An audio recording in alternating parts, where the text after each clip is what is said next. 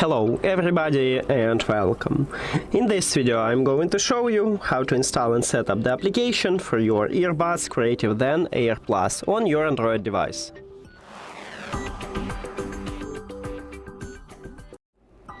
You have to start by open Play Store and then go to the search at the bottom.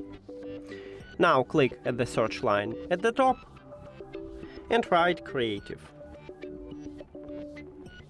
Now search, and you should install the application what's called Creative.